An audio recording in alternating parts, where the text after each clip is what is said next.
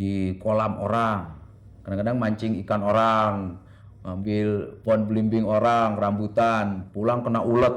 Wah, badan bengkak-bengkak kena ulet. Saya pikir, wah ini dosa dari nyuri rambutan. Padahal emang goblok aja naik pohon, ada uletnya.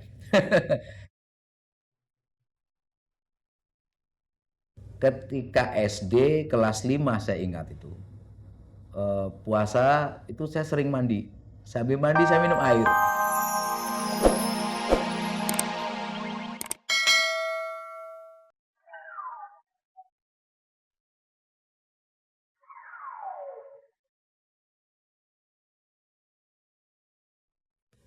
Assalamualaikum warahmatullahi wabarakatuh. Nama saya Haryadi Wibowo, terlahir di Cimahi tahun 1957, tepatnya tanggal 25 Maret. Ayah saya RM Ediwiono, ibu saya Aminah. Setelah haji jadi Hajah Aminah. Ayah saya sudah almarhum, profesi ayah saya sebagai seorang militer sampai akhir hayatnya. Saya anak nomor 7 dari 14 bersaudara, yang nama populernya adalah Hari Mukti. Itu sepulang haji, orang memanggil saya, menambahkan nama menjadi Muhammad Hari Mukti. Diambil dari nama paling populer di Arab sana, di Mekah terutama. Dan Hari Mukti itu menjadi singkatan dari hati rindu mukmin sejati. Ya, insya Allah menjadi mukmin yang sejati. Adapun keluarga kami tinggal di Bandung, di Cimahi sana. Dan saya sekarang menekuni bidang dakwah. Masa kecil saya menyelesaikan sekolah SD di Cimahi sampai kelas 6 lulus. Dan masa SD itu masa yang paling membahagiakan buat saya karena selalu dekat dengan orang tua, dengan ibu dan ayah saya. Bercanda, tiap bangun tidur langsung lari ke tempat tidur ayah saya. Kadang-kadang dipaksa mandi, lari-lari sambil sabun belepotan di badan. Selepas SD, saya sering manjat-manjat pohon, belum pernah jatuh. Dianggapnya anak nakal, tapi ternyata saya bukan anak nakal, anak kreatif. Dan dikenal sebagai anak yang sopan. Sopan di sini kalau tiap ketemu siapa saja yang saya kenal, saya suka ngangguk. Ngangguk aja. Pokoknya menyenangkan sekali karena ayah saya selalu menanamkan sopan kepada orang. Ibu saya keras sekali. Kalau ayah nggak terlalu keras, tapi kalau ibu itu keras sekali.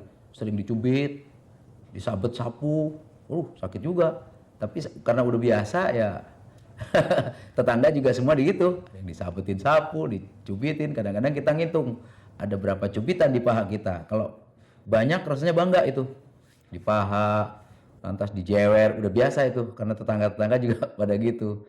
Kenapa demikian? Karena kami hidup itu menyatu dengan orang di desa. Jadi kami sering main di sungai, di kolam orang, kadang-kadang mancing ikan orang, ambil pohon belimbing orang, rambutan, pulang kena ulet. Wah, badan bengkak-bengkak kena ulet. Saya pikir, wah ini dosa dari nyuri rambutan. Padahal emang goblok aja naik pohon, ada uletnya. Ketika SD kelas 5 saya ingat itu. Puasa itu saya sering mandi. Sambil mandi saya minum air.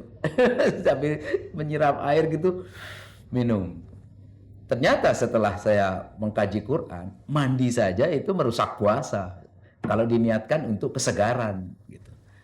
Jadi kalau SMA full. Selama saya menjadi penceramah saja saya pernah 4 kali tidak puasa. Karena dalam bulan puasa saya berceramah terus 3-4 kali satu hari. Nggak kuat juga. Saya sakit keras. Saya batal 4 hari. Itu 2 tahun lalu. Kalau masa kecil dulu puasa itu yang diharapkan kolak. Jadi kalau nggak makan kolak rasanya nggak puasa. Jadi ibu saya itu mendahulukan bikin kolak daripada makan gitu. Dan yang paling seneng kalau sholat taraweh gitu. Jadi waktu kita sujud atau waktu kita ruku gitu, ruku pantat orang kita dorong jadi wow, atau ke kiri, senggol ke kiri kan barisan tuh tumpah semua gitu. Ya Allah.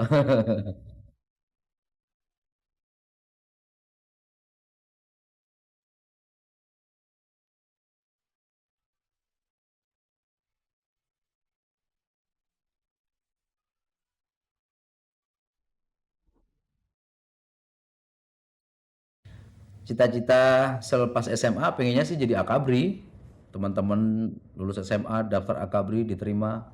Tapi ya karena saya sadar diri dari SMP aja celana nggak ganti-ganti, nggak jangkung-jangkung, nggak gede-gede. Ya saya nggak frustasi. Masa SMA saya mulai mengenal lawan jenis. Jadi saya bergabung dengan teman-teman perempuan, jalan kemana-kemana, dan ternyata itu negatif. Setelah saya menekuni bidang dakwah, oh ternyata itu negatif masa itu. Maka menimbulkan keprihatinan sekarang ini. Masa SMA saya sempat dicintai oleh guru saya. Bukan dicintai, maksudnya mungkin dia itu simpati, senang kepada saya. Karena kebetulan guru itu belum menikah. Jadi saya tahunya simpati karena nilai saya selalu bagus. Saya tidak pernah dimarahin kalau tidak mengerjakan pekerjaan rumah atau apa oleh guru tersebut. Jadi yang paling mengesankan yaitu pernah tinju dengan handsbox melawan guru olahraga saya dan saya menang. Tapi yang lain lagi mungkin ini buruk, bahwa di sekolah sayalah penganjur rambut gondrong waktu itu dan saya menyesali sekarang. Tapi guru-guru saya malah salut karena saya punya prinsip, katanya begitu.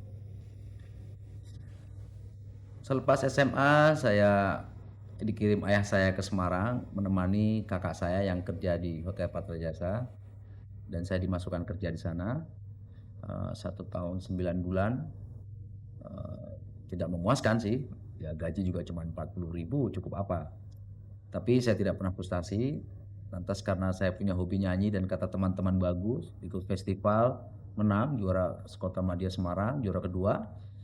Lantas saya melamar nyanyi di Meng Palace Night Club. Di situ saya kenal dunia hitam. Sempat jadi preman juga itu selama 3 bulan di sana. Berantem besar itu, masuk koran dan sebagainya.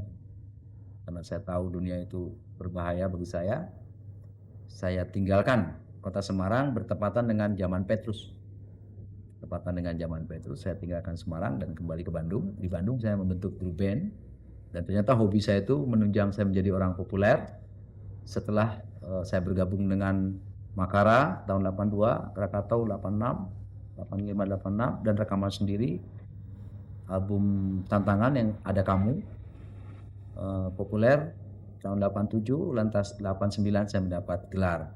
Puncak-puncaknya popularitas saya tahun 89, mendapat gelar, dikirim ke Amerika, ikut pertandingan nyanyi dan sebagainya di EBU Golden Kite di Malaysia, dikirim ke Finlandia, itu yang terakhir.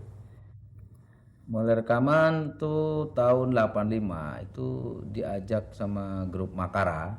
Kebetulan band Sleo yang membawa demonya Makara ke studio-studio dan kita rekaman laron-laron. Kemudian rekaman kedua festival nasional lagu Kegelapan. Dan rekaman yang ketiga album pertama Ada Kamu itu yang meledak.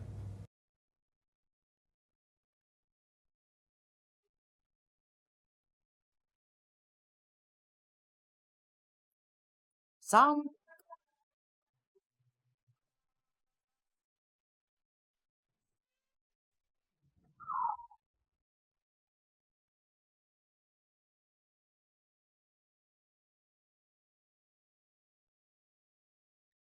Semenjak saya meninggalkan dunia panggung dan berdakwah, sama sekali tidak ada keinginan untuk manggung lagi sebagai penyanyi, karena betul-betul saya memahami maklumat sabikoh, artinya informasi dari Quran gitu. Jadi, sama sekali tidak ada kerinduan.